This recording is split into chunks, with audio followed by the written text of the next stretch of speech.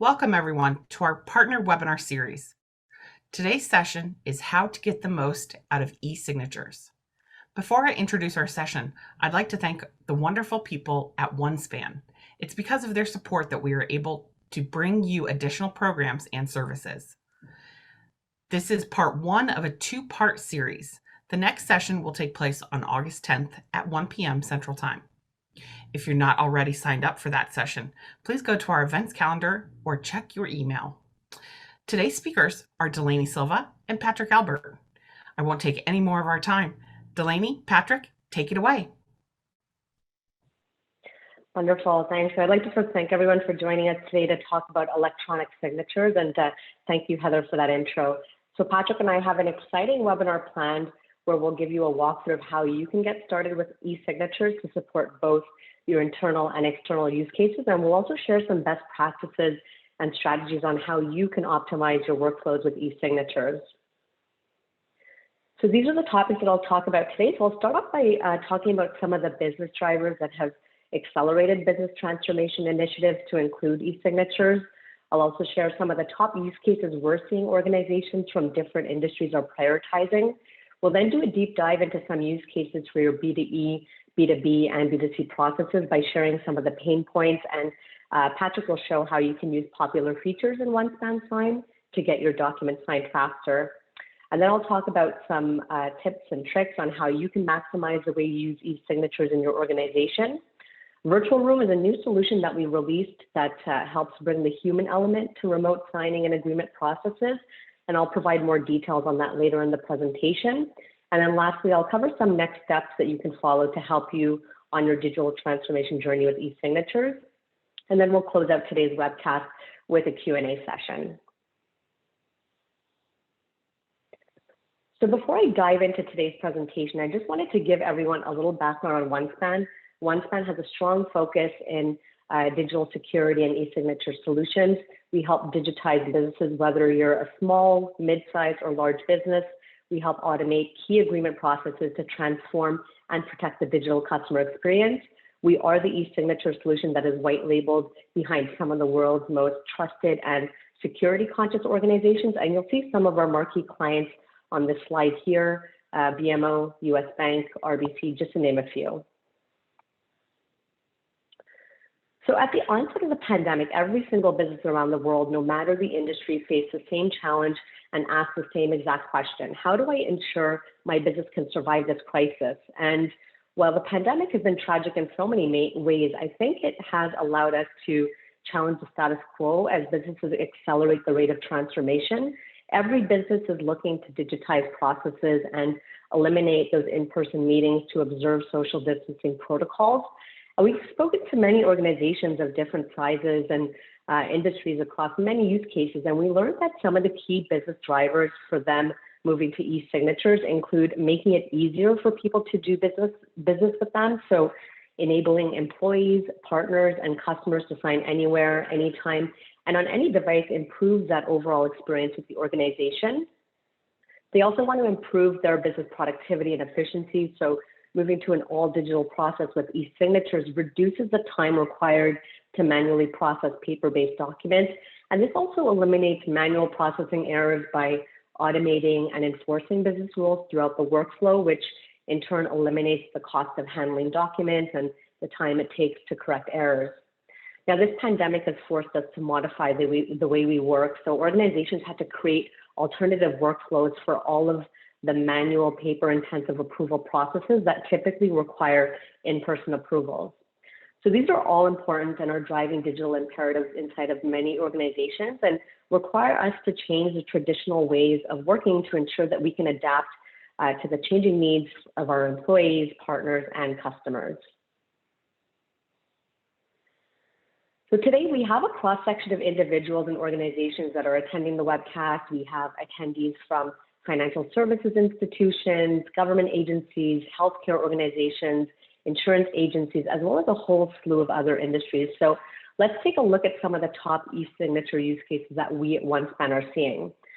So if you look at banks, insurance companies, and other financial services providers, many have moved their account opening processes online. So instead of having to go into a bank and fill out paperwork or wait for documents in the mail, financial services institutions are now enabling their customers to complete and e-sign their applications completely online. Now, if we look at the healthcare industry, we're seeing a lot of adoption for use cases related to patient onboarding and consent forms. But regardless of the industry that you're in, there are different departments in your organization that may require e-signatures. Across all industries, we've seen many companies and government agencies alike digitize their contracting and procurement processes. And this also includes internal purchase approvals as well as POs and NDAs with external parties. So some of you on today's presentation may already have a specific use case in mind for getting started with e-signatures, but signing is ubiquitous. It's really everywhere in your organization. And what we've seen in working with many companies like yours is once they see the value of e-signatures in one area of their business, they then want to extend the value to other departments. So this graph illustrates different use cases for e-signatures in an organization like yours, where you see business to employee or internal signing workflows, business to business, and business to consumer transactions.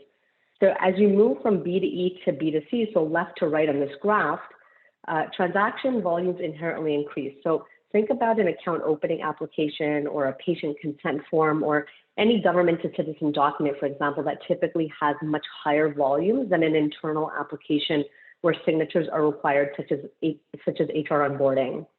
So when you look at your organization, you can use electronic signatures across all of these areas. Now, the key takeaway here is to start thinking about the big picture of e-signatures inside your organization and to make sure the e-signature solution that you choose is able to scale across the organization, no matter the use case.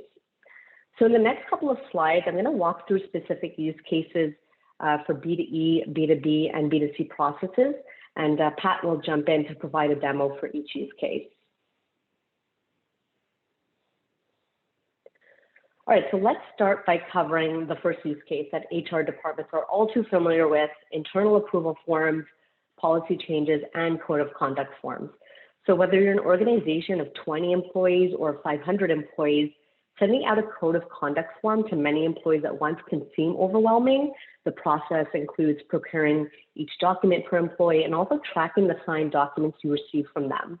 So keeping this use case in mind, we offer the bulk send feature so you can easily send the same document to many individual recipients at once. Bulk send leverages templates that you've already created for your HR forms, and it basically eliminates the need to create and send separate transactions to your employees. So you can simply upload a CSV file that includes a list of your employees and send the documents for signature directly from OneSpan Sign. And you can also easily track the status of your documents in the dashboard to ensure that all your employees have signed the document. So Pat, I'll hand it off to you right now to show everyone a demo of an HR use case. Perfect, thank you. And as we switch screens here, I'm going to, again, log into the OneSpan Sign portal. And the first thing we're going to do is review, sorry about that. I will log in. I always got to have a little excitement here on a live demonstration, and show you a template that I previously created for this for the code of conduct process. A feature that we have inside of OneSpan Sign, again, is called a template. A template is not just a single document, but it can be a collection of static documents that can be sent to a number of different people. So to find my template, I'm going to go into the template tab and start typing in the name of the template that I created. And it is called code of conduct. So I can simply type a portion and find the template. So I'm going to open this up and quickly review this and show you how it is going to be linked to an Excel spreadsheet, which is going to be used to create the transactions. So again, the template being a collection of static documents. Static documents is something that can be the same for everybody. It's not, it's going to be opposite of that. It would be like an order form that you're going to send to a customer that might have line item specific details inside of it. This is going to be the same static form for every one of the employees. So looking at that, I could preview and see what the documents look like and say, okay, yeah, this is the proper document. You'll see I do have a couple of them on here. So you can include multiple documents to be sent out to your employees. You can specify the order simply by dragging and dropping. And at the bottom is going to be the order in which signers are going to view and access these documents. So I do have signing order turned on so that the employee is going to receive the document first. And again, I'm not typing every single employee's name. I'm putting a placeholder in there called employee. The second feature I'm using inside of this template is a group. So a group could be a number of employees within your organization that would have to either countersign or be carbon copied on the documents after they're finished. So I included my HR department so that they could store or look at these documents as they come in. Now, once I have this defined, we have to figure out how to merge this with an Excel spreadsheet. So I'm going to open up my spreadsheet, and this is as technical as I'm going to get in this demonstration today. And what I want to point out, let me maximize this so that everybody can see it, is the first column is going to hold the placeholder. It corresponds to the template that I just showed you. So the employee in the first line is going to be John Doe at this email address. So for every line in this spreadsheet, it's going to be a new transaction. So the first transaction is going to John Doe. Second one is going to Jane Smith. So the way I use this spreadsheet, think of it as a mail merge. Once I have the template defined, I can go down to the bottom right-hand side, and there's a little icon that says, I want to bulk send the transactions.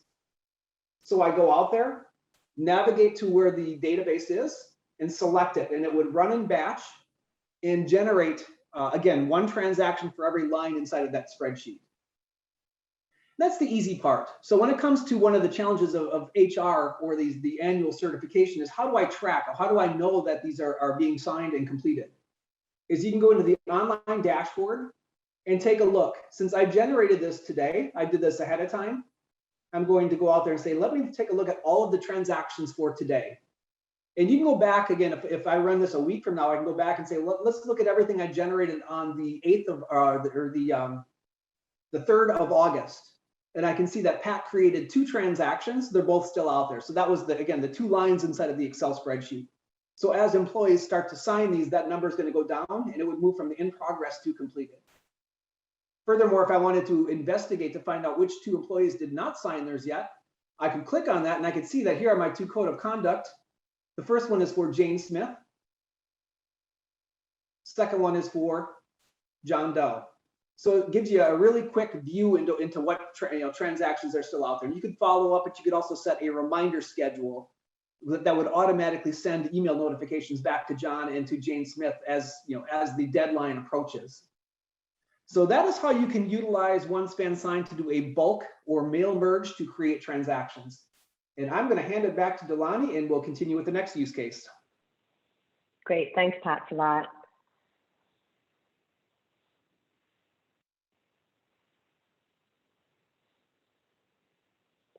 All right, so let's move on to a B2B example and cover a sales contract use case now. So if your sales organization is conducting business using paper, chances are your sales cycle is long and your salespeople are occupied with administrative tasks and paperwork instead of focusing on those value-added customer relationship activities.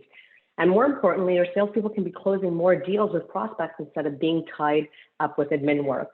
So a way to automate the e-signature process and shorten the time it takes to send sales contracts out is for your salespeople to leverage our layouts feature along with a number of our form capabilities and data capture options like radio buttons, checkboxes, form fields, and text boxes.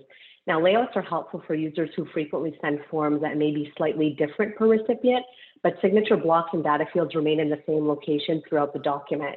And what's more, we support existing integrations through our connectors for Salesforce or Microsoft 365, allowing you to send sales contracts to your prospects without ever leaving these systems. All right, so we're going to switch gears again. So Patrick, I'll hand it back to you to go through a demo of obtaining e-signatures for a sales contract. So it's all yours.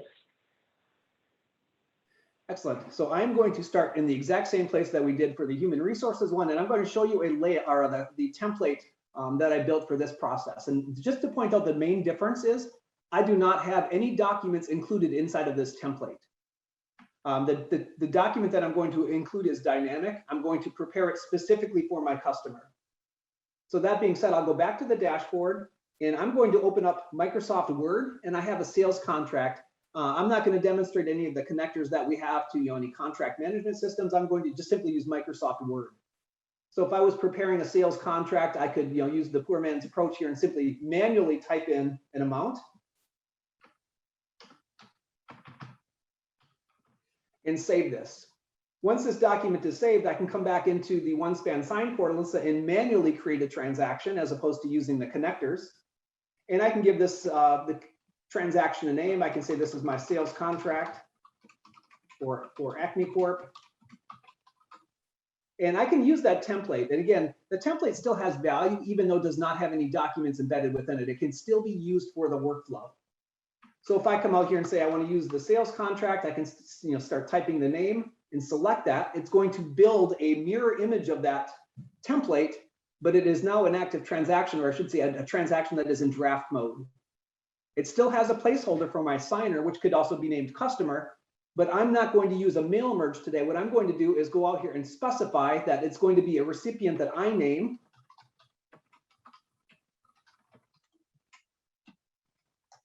And I can simply type in his first name, last name, and email address. And those are the 3 required pieces of information.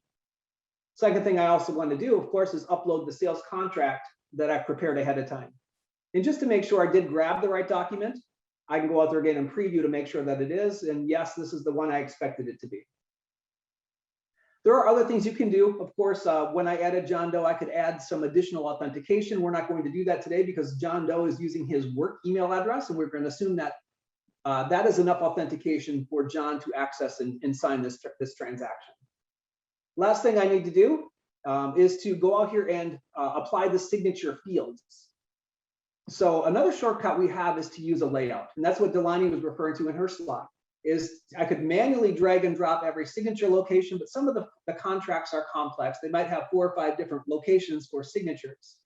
And we don't want your senders to forget one or to miss one. So we have a feature that allows you to apply or to define it once and then apply that layout multiple times. So if I come down here to select a layout, I can simply start typing my sales contract. And it remembers the placement that I had on previously. So it automatically drops in signature fields for John, as well as his printed name and the signing date. So this layout, you can modify it. So if you had a new sales contract next year, maybe you had a larger signature field, or maybe it was in a different location, you can make those modifications and resave that. So the next time you apply it, everything's going to line up perfectly again. And that is really the last step to adding a dynamic document and using a layout inside of OneSpan sign feature. The last step to activate that is to simply hit the send to sign button, which would move it to activation or active mode. And John Doe would get the email invitation to go in and start viewing and signing his documents. So very quickly and easy to set up a document, to use a template and apply a layout to that so that you're not missing anything. And at that, we're going to stop and go on to the next use case. Great, thanks, Pat.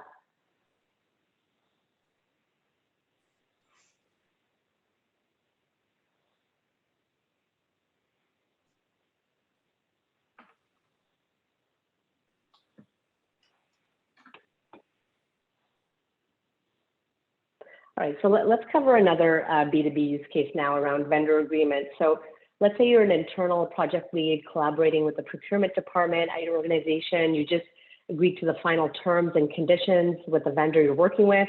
You now need to go through the signing process before going live with your initiative. So using e-signatures will help the vendor agreement process in a couple of ways here. So first, this is usually a time-sensitive process that needs to be expedited. So moving the process from paper to digital will ensure that all stakeholders involved will agree and sign to the terms of the agreement in a timely manner. Now, e-signatures essentially help accelerate the time to contract process by driving efficiency and simplifying the process in the way contracts are signed. Second, some vendor agreements may have a higher level of governance and scrutiny from business control standpoint. So you want to make sure that you build a bulletproof process for the internal controllers, auditors, and compliance officers, basically for anyone that will review or audit your process. E-signatures meet compliance standards with electronic evidence capturing the key signing events of the process, and the audit trail provides a complete picture of the transaction to demonstrate compliance for remote processes. And lastly, there's also a certain level of complexity in this type of workflow, right? With multiple documents to be signed and multiple signers, both internal and external. So you'll most likely have a number of internal approvals to complete before sending the document to the vendor. Now, keeping this use case in mind, you may have a mix of internal signers at your organization and the vendor to complete the vendor agreement. So our document visibility feature allows you to send one transaction to all signers involved in the vendor agreement instead of having to send separate documents to individual signers. So you can simply configure the transaction to show specific documents to specific signers during the signing process.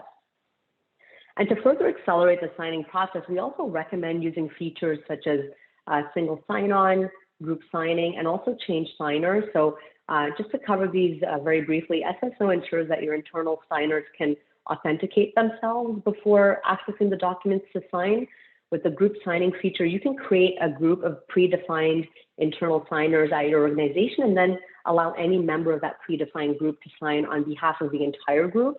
And then finally, change signer is a perfect feature to use for your external signers. This allows the signer to reassign signing privileges to another person if they don't have the authority to sign the document.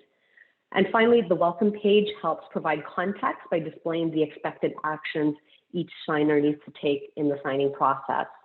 So Patrick, I'll hand it back to you again to show us a demo with a vendor agreement form. Perfect. There you go. We are getting a workout on the technology today, and so far everything is working like a charm.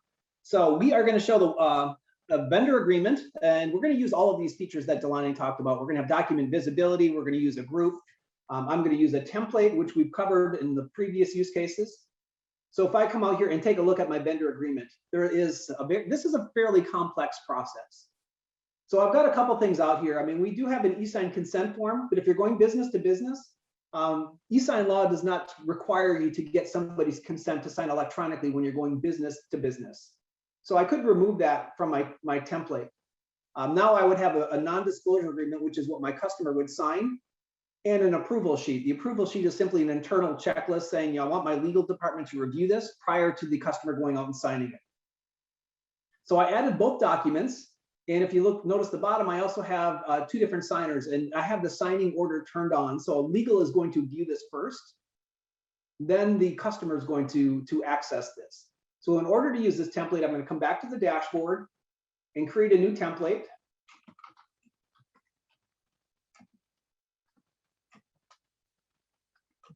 And I'm just going to call it Acme Corp Mutual Non-Disclosure Agreement.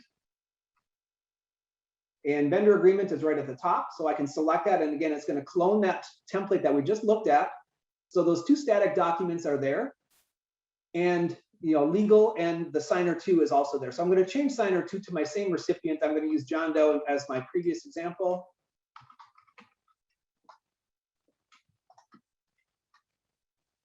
And I'm going to put his title this time. I'll say that he is the president at Acme Corp. Now, what we could do for John is John might not be the person that's going to view and sign the document. He might want to reallocate this or send it to somebody else within his organization.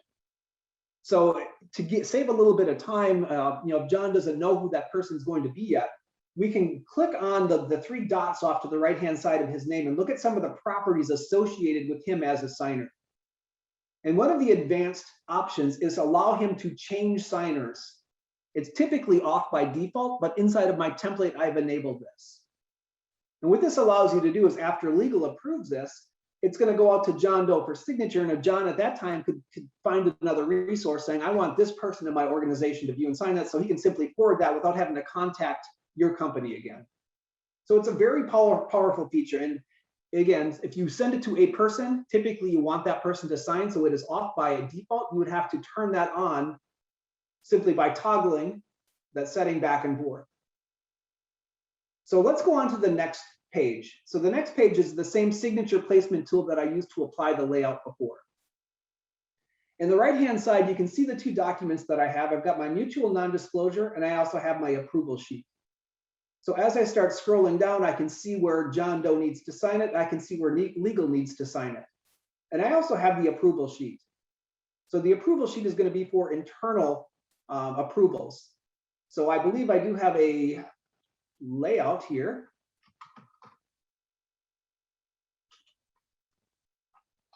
I got to remember what I call that. But regardless, what I'm going to do here is just say that I want my legal department to sign. And I'm going to put some data capture fields. And one of those could be a list saying that I want them to approve, or decline. Those are the two options that I'm going to have so that they can actually edit. They can select from this drop-down list and approve or decline, and they can also put in notes. So maybe I'm going to put in a big text area that they can type in their notes. So if they do decline, they can enter the reason here so that the person sending this out can make any necessary changes to the non-disclosure agreement. So let's take a look at how do I control who has the visibility to that, because I don't want my customer to see the approval sheet. So inside of this screen at the very top, there's a little icon that looks like an eyeball that allows me to set document visibility. Now to use that, I can select the document. It defaulted to my first one, but I can say, okay, for the approval sheet, legal is automatically added as a signer. We cannot remove visibility from them, but I can remove it from John Doe. So he is not going to be able to see that during the signing ceremony. So once I remove visibility for John, I save that and I hit the button to send it out, and it's going to activate. Now what that would look like, of course, is my legal department's going to get this link. They're going to be able to open it up, review the NDA, sign it, and then go to the approval sheet and say, yes, this looks great. Or if they decide not to sign it, they can say, I decline because of the following reasons. So I'm going to show you the signing ceremony in the next use case. So at this point, I'm going to pause and hand it back to Delani, and we will talk about the next use case.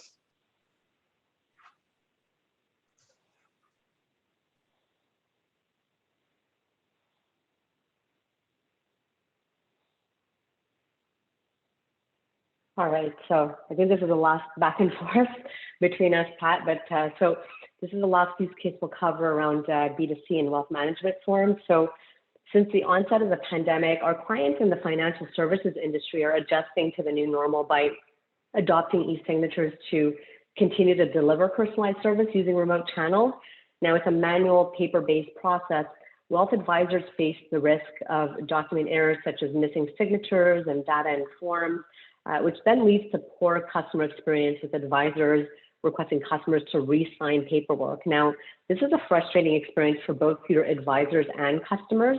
And in addition, conducting business on paper is not a secure way to obtain e-signatures, and there are also compliance issues related to paper-based processes. So e-signatures help improve the customer experience by providing a safe way for your customers to do business with your bank while observing social distancing protocols. Now customers can avoid in-person contact and even stepping foot into a bank branch to sign documents. So your customers can also e-sign from anywhere on their mobile device, resulting in a convenient and fast signing experience. And furthermore, e-signatures allow you to have a secure transaction with some level of authentication tied to the transaction. So if you have an existing relationship with a customer and you need to get a wealth management form out for signature, you may want to use our Q&A or SMS authentication method to ensure you're conducting business with the correct person. And finally, our e-signature solution provides a digital audit trail to help demonstrate compliance by showing the exact steps the signer took throughout the signing process. So for the final demo, Patrick, I'll hand the floor back to you now to go over the wealth management form. Perfect. All right, let me share my screen one last time. And this one, unfortunately, I think you guys are going to be with me for a little bit here because this is the, we're kind of building on everything we've looked at and learned so far. So I'm going to show you a wealth management maintenance transaction. And it is probably one of the more complex ones because it has an editable form that allows the customer to add data to the screen. So, and this one is going to be is 90% manual. So I'm going to go ahead and just create a new transaction.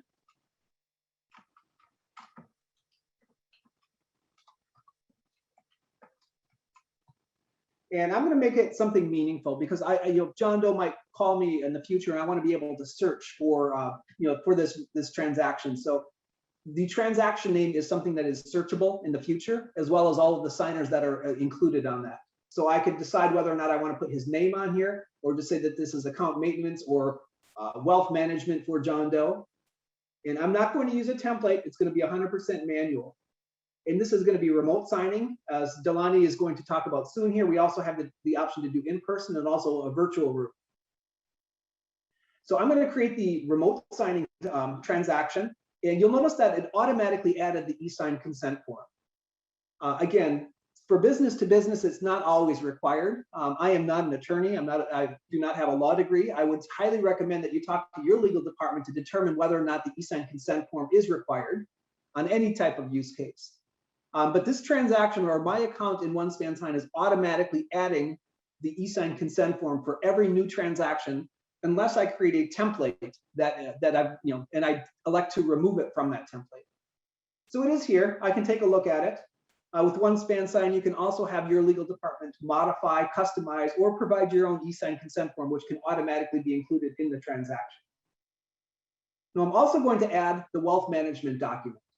So let me go back to navigate to the folder that I want here. And I've got a wealth management form. I'm going to open it up just so we can preview it quickly. You'll see that there are a lot of data capture fields. I did not pre-fill this. I did not enter all of the information because I want the customer to do that when they're viewing and signing the document. Then I'm also going to add signer information at the bottom. So I'm going to use my same customer, John Doe, and you're going to actually see him view and sign this time. We're going to go through a lot more than we did in the previous use cases. And since I've used him several times, you can see it does remember that I've sent things to him before, and it makes a suggestion to autofill. So I'm going to select that email address. Title, I don't think in the signature field is required, so I'm going to leave that. It's an optional field, as well as company. Let's take a look at some of the other options. When I'm sending this to John Doe, since this is business to consumer, I might want to take a look at what email address was provided to me. If this is not a work email address, or if this is a high-risk transaction, I might want to add a second layer of authentication to it. Right now, it's simply being sent to John Doe's email, and the fact that he can log into that email address, we could consider him authenticated. The fact that he had to provide that email address and a password just to get the email invitation. But if I click on the three dots on the right-hand side again for that one individual signer, I can go look at the additional settings inside of there, and part of the settings is authentication. And there's several options that I have. Again, typically none. That's the lowest level of authentication. That simply means if you get the email, you're authenticated. I could add a second level. We call it a two-factor authentication. You would have to have that link, the email link. And we can also deliver a one-time passcode using a text message. So I'm going to go ahead and do that for today's demonstration, just so that you guys can see what that looks like. All you have to do is simply provide a mobile number. We also can support questions and answers. So if this is an existing customer that has set up security questions, you have them on file, things like mother's maiden name or your last four digits of your social security number. You can use those for challenge questions as well. And those are known secrets as not using Equifax or any type of knowledge bureau. Now, KBA authentication or Equifax, that is an option. It's typically for higher risk transactions. It does not give the best experience because there's a tendency to get false negatives. Sometimes the customer doesn't know all of the answers, and if they come back with 80% correct, you have to decide as an organization, do I accept that and let them through the transaction, or do I stop them? And it's going to add a level of complexity because you have to make that decision, and your customer might not be happy because they cannot proceed to view and sign documents immediately. So don't overcomplicate it. Use the security or the authentication that makes sense to you. So I'm going to go ahead and save that. I can also add, instead of a group, I can also add myself. So if I wanted to countersign this document as the sender, I can simply add myself as an option, and it pulls all of my information from my profile. Now, the last thing I need to do, again, is to prepare the document. So when I go to the next screen, it takes me to the first document that I've added. It did bypass the e-sign consent form. It is still there. It's just up a little bit higher. And again, this document has a lot of data capture fields. So I could go through and start manually dragging and dropping and preparing this. So if I put John Doe's signature and resize that, you guys are going to get the idea real quick that this could be time consuming. Once I put his name there, I can also drag all of these different elements onto the document. That could be a date picker or a text field where I want him to type in his current address, his city, the state, and sometimes state, you might want to put a drop-down list of all 50 states so that they can select, or you can ask them to simply type that in. We can also support radio buttons. Do you own or rent? So when they click one radio button, it would toggle on. You click the other one, if I rent, it's going to toggle the first selection off, and just like a typical radio button would. But since there is a lot of setup, there's a lot of alignment you would have to do. I created this once and I'm going to reuse what I have. So I'm going to clear everything I've done so far and simply apply my wealth management layout that I've done before.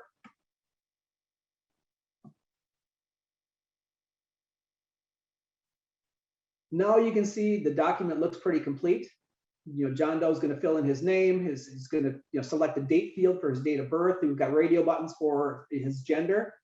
And each one of these, you can indicate whether these fields are required or optional, so that you can ensure that your customer is filling out this document completely. All of the required information is there prior to them signing and handing the document back. So if I click on each one of these, I clicked on the date field, you'll see the properties now on the right-hand side. And you can see that there's a little toggle button that says, is this required? And the date field is. Again, you can make each one of these required or optional. I didn't make all of them required, so when we go through the actual signing experience, you're not going to see me having to fill out every one of these forms. Now I'm going to hit the button to send it out for signature. So now we're going to kind of switch gears. So everything you've seen so far is from your employee's perspective. So now let's take a look at what is the signer going to see. So I can go ahead and I'm just going to log out of this session and click on the second tab. The second tab, I already have John Doe's email open. So I can see that a new message just came in. And it's highly encouraged that when you have a OneSpan account that you white label this, which means have the emails coming from your domain and not from OneSpan sign.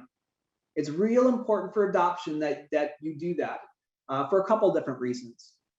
First off, if the email is coming from a third party, whether that's OneSpan sign or some other e-signature provider, there's a chance that it's going to get flagged as a spam message and go to spam folder.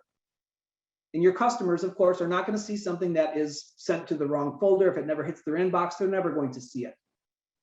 Secondly, with all of the phishing attempts that's going on in these days, you want to make sure the customer is aware that it's coming from your organization, so they expect it and they're going to open this up and not have any hesitation.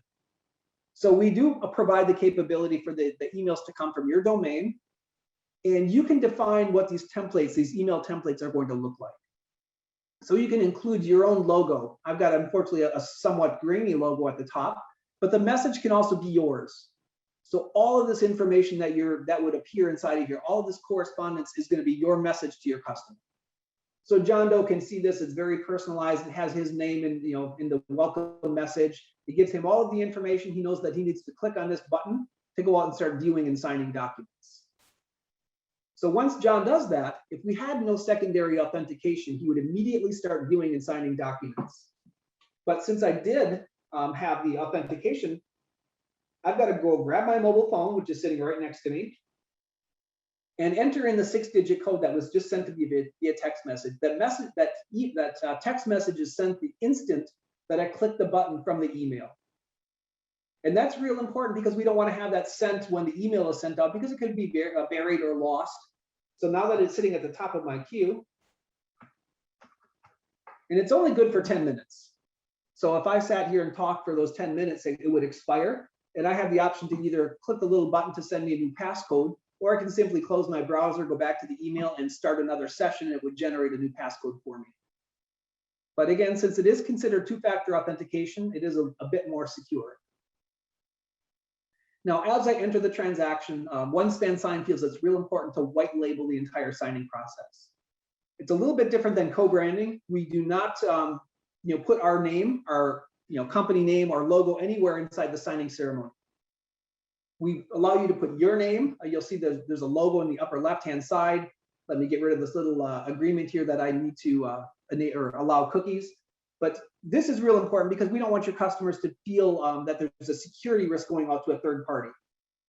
So now the customer can see this. This is our overview page. This allows you to provide instructions to your signer. So in addition to the email, this can be visible to all of the people that are going to view and sign the documents.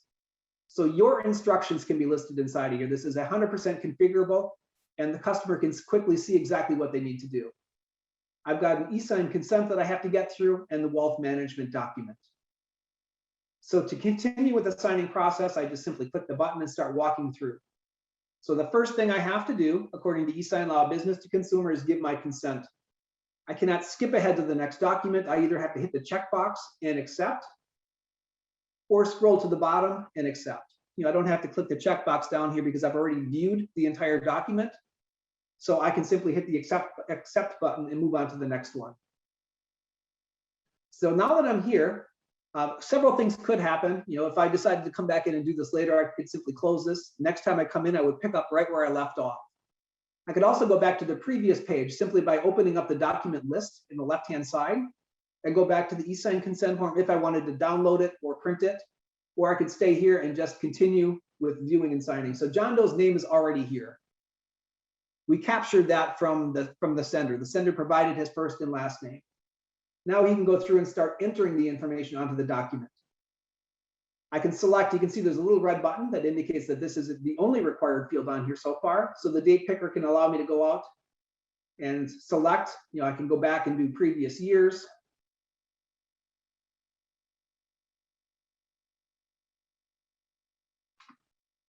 And same thing, it's just continue to go through, walk through the entire document. Once all of the required fields on there, I can simply hit the button to sign.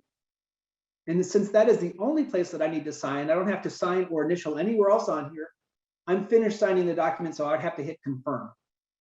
So again, part of e-sign law is that you want to capture somebody's intent. How do we know that they meant to sign the document? And that's done in a couple different methods. First off, the signature cue is placed right on the document like it would be if you were wet signing it. Secondly, that cue has visibly changed from the word where it says click here to sign. Now that I've clicked on it, it says it was signed by John Doe. So it should be very obvious to me that I just signed the document. And lastly, I have to confirm. So we don't want the customer to say that they clicked the signature button and it just disappeared. I didn't even know I handed it back to you. So this is the equivalent of me handing the document back across the desk. So now that John is finished, we have another optional page at the end, which is the thank you or the completion page. So this can also be customized to include your own instructions. Furthermore, with our white labeling service, when the customer hits the exit button, you can indicate which URL to send that customer to, so that they can start from a personalized email coming from your organization. And when they hit the exit button, they can be sent back to your company website. So they're not going to be asked to create a OneSpan sign account. Signers do not have to have an account to sign documents or to download the completed ones at the end. So it's a very seamless white labeled service. When I hit exit, I simply route them back to my Google page so that it's a very generic one. So now that this transaction is complete, if I go back to my inbox, I can see that John now has got another email that allows him to go out and download the document for as long as it sits inside of the OneSpan sign service. So that process is identical. He clicks, he can go out there and go to the document. He'll be asked to authenticate using that same method that we had previously, and then he can download the completed documents. So let's take a couple minutes before we hand it back here and go to questions and answers and talk about the audit trail that's available. So this is a real nice, tight process, but how do we know, like if we had an audit, how do we prove which steps occurred? So I actually have the audit trail documents from a previous process. It's very similar to the one we just did. It was a wealth management one. So I can show you first the completed document and another one that's called the evidence summary, which contains a log of all of the events that occurred to produce that wealth management document. So the completed document itself, you can open it with any PDF viewer. And when I open this document, it's going to validate that the document has not been tampered with. Now you can elect to give your customers a flattened version of the PDF. You do not have to give them this active version, which is what the one I'm opening, what this is referring to. The active version will validate simply by opening to say, okay, this was signed 3 days ago. It has not been tampered with. It is still secure. I can scroll through the document. I can see all of the information that was provided. And when I get down to the signature field, I can actually click on that. It has some very valuable information inside of that digital signature itself. So when I click on John Doe's signature, I can look at the properties. And inside of there, it's going to have some really good metadata information, like when did John Doe click the sign? So it gives you the exact date and time. It also gives you the email address that this invitation was sent to. It even contains his IP address. And there's a couple different ways you can get to this. I can go out here and look at the signature panel off to the left and take a look at the details for that signature and see all of this good information. I could also, again, click on this field and drill into those, into that, the properties itself. So some good information inside of here. And it's really cool if you had 3 or 4 different people signing the document, you could look at each individual date and time that they signed.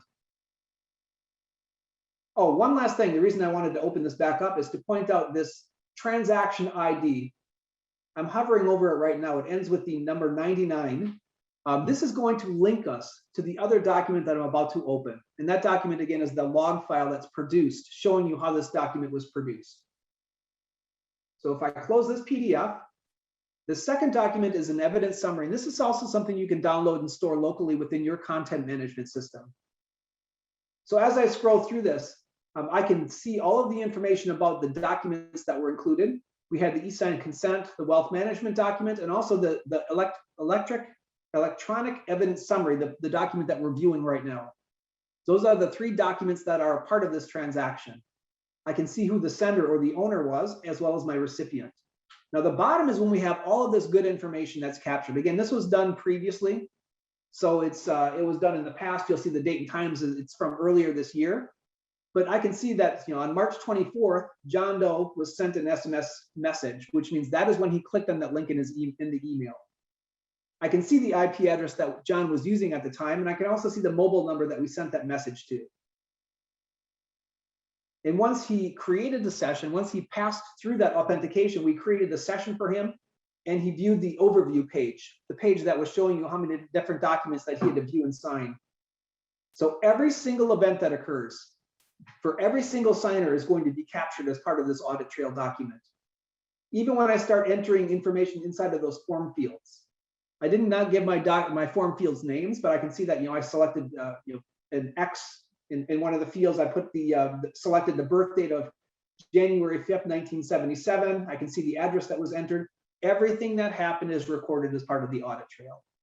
So these documents together can show you, can provide a nice audit trail as well as evidence should you have any contestation from your customer center or disputes from your customer saying, I did not sign that, or it wasn't me, or that's not the document I signed. So I'm going to stop sharing. That was a lot of information. We're going to go back to Delani to kind of wrap things up here. So Delani, I'll hand it back to you. Great, thanks for that detailed demo, Pat. That was great. Just go back to the slides over here.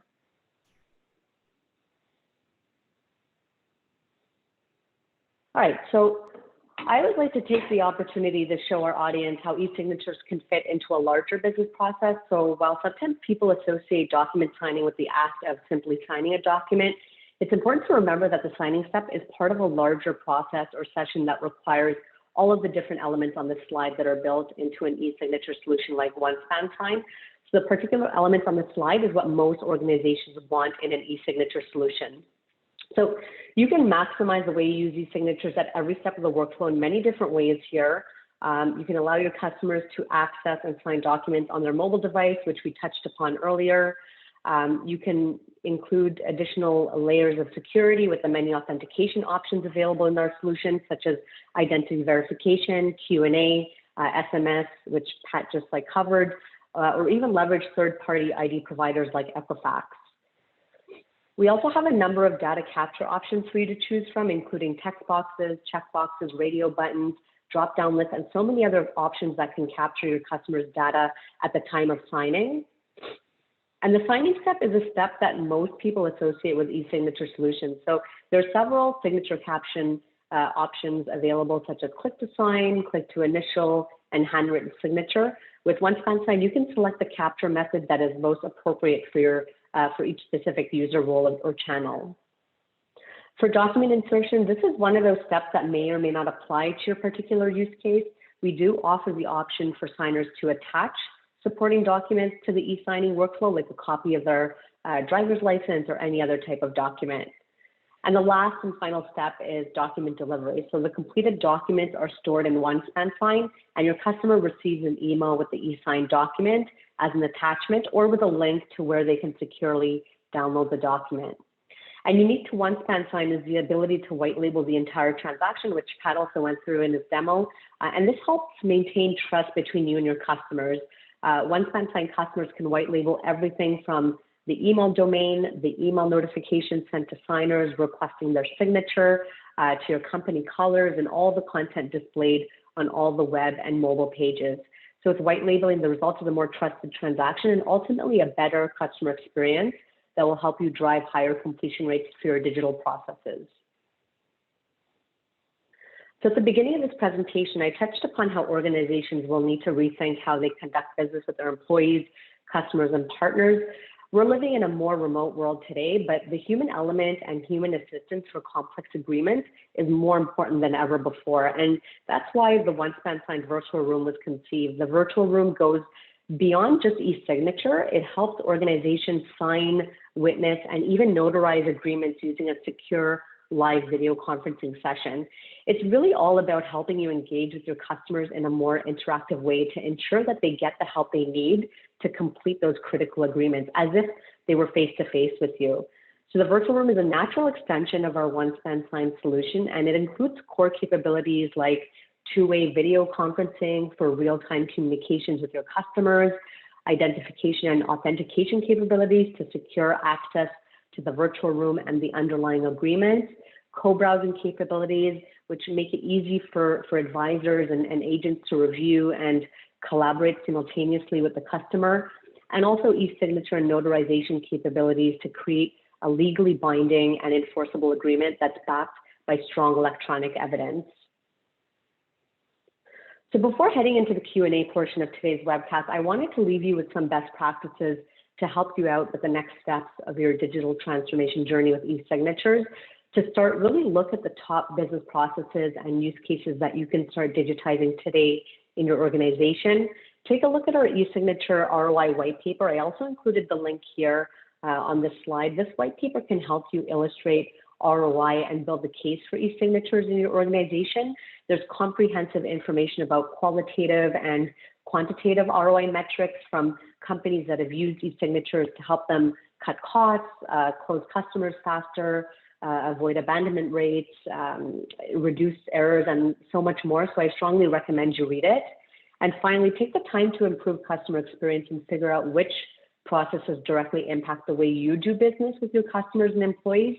Those stakeholders are expecting to conduct business in a safe manner, so they will be relying more on remote and online channels to transact with your organization, especially now more than ever during the pandemic and also in the future.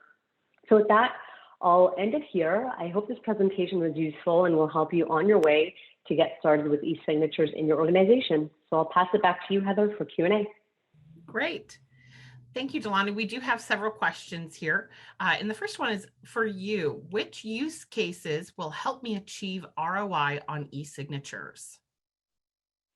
Yeah, so that's a great question. And that primarily depends on your organization's current paper process that involves signatures. So I would recommend starting with e-signatures for some of your internal use cases like accounts payable, internal approvals, or HR onboarding. And I would also encourage you to read that white paper I just mentioned on ROI for e-signatures. And this will help you build the case for e-signatures in your organization. We also offer a very helpful tool called the ROI calculator. So if you want to calculate the current cost of doing business on paper and the use cases I mentioned, or if you have a target use case you have in mind, I encourage you to visit our website to access that tool. Great. Another question for you too is, do we need to download a WebEx account or a Zoom account to use the virtual room?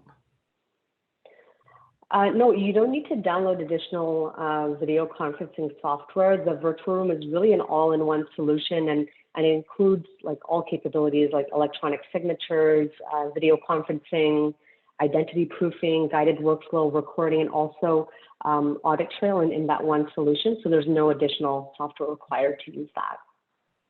Great. Pat, this is a question for you. Can I merge data in my spreadsheet for bulk send when sending the code of conduct documents to my employees? Oh, that's a really good question. Yeah, you can certainly do that. Typically what happens is left to right, you have basically an unlimited number of columns inside of a spreadsheet or comma delimited file. So OneSpan sign only requires a few, like the person's role, their first name, last name, email address. But then you can also include things like the authentication method to be used. You can also select data or add data. So if this was like a new hire process, if you had 30 new employees that were going to start with it within your organization, you could say that, here's your starting salary, and every line can be different, but it's all contained within one column. So think of it as a real big mail merge that's going to create a transaction, again, one for every row in the spreadsheet, and you can upload as much data as you want to fill that document. So very good question. I appreciate that one. Great. Yeah. Delani, we have another one here for you. Can we use Virtual Room for remote online notarization? Yeah, that's a really good question. So Virtual Room is the foundation to build remote online notarization capabilities within the solution. So it is in our roadmap to provide this sometime this year or early next year. As you may know, there are state-specific requirements for remote online notarization that are dynamic and just changing constantly, like even on a weekly basis. So we want to ensure that our solution meets these regulations. Wonderful. Pat, I'm going to send the next one over to you. Can I send a document directly from Microsoft Word for e-signature? Yeah, absolutely. When I was doing the use case demo or for the sales contract, I started in Microsoft Word and I saved it and I logged into our web portal. But OneSpan Sign does provide a print driver that allows you to go through and print a document from any application that's running on a Microsoft platform. So whether that's Word or any other application, you can say, I want to print it to OneSpan, and it will take that document and upload it. So you don't have to manually log in. It will log you in. It will upload that document directly from Microsoft Word in this instance. So yes, you can do that. Wonderful. And Pat, one more question for you. Will signers get to download the documents they didn't see in the signing ceremony when I used document visibility? Yeah, that was the use case that we had for the approval worksheet. So if you have documents that are hidden from certain signers, they're not going to see that during the signing ceremony, nor can they download that at the end. So if there's data that you do not want to have available to your signers, you can certainly hide that. They will not have access to it. Okay. We have a couple more questions here. There's a disparity in my organization on definitions between Adobe font, e-signature, and digital signatures. Can you clarify on that? Apparently many people don't know the difference. Yeah, I'm going to skip the Adobe part of that question, but I'll answer the question between the electronic signature and digital signature. So, electronic signature is a process. So, there's e-sign law that dictates, the steps that have to occur. And part of that is, capturing consent, making sure that the customer can view the document, capturing, their intent to sign. Pretty much everything I've covered on there. That is the process. That is the e-sign process. Now, when a customer clicks on the box to sign a document, OneSpan Sign Up applies a digital signature to the document. The digital signature is different than an electronic signature. A digital signature is a piece of technology that will encrypt and protect that document from modifications. So again, part of e-sign law is you have to make sure the document is not modified after it's been signed. So the digital signature will encrypt, protect the document from any modifications after the fact. So it is a technology piece where the e-sign process is just that. It is the process of getting people to digitally sign a document. I hope that helps. Yes, thank you. Kind of a specific question, understanding how e-sign works differently for businesses with the state of New York, i.e. they have their own New York website. Can OneSpan be used for documents for businesses conducted in the state of New York? Boy, that's a loaded question. And I'm going to take the first pass, Delani. And if you want to add to it, you can certainly do that. And it's basically, e-sign law it wasn't rewriting or an entire new feature. When e-sign law was introduced back in the year 2000, what they said is that any document that is signed electronically, you have the same burden of proof and the same responsibilities if something is wet signed.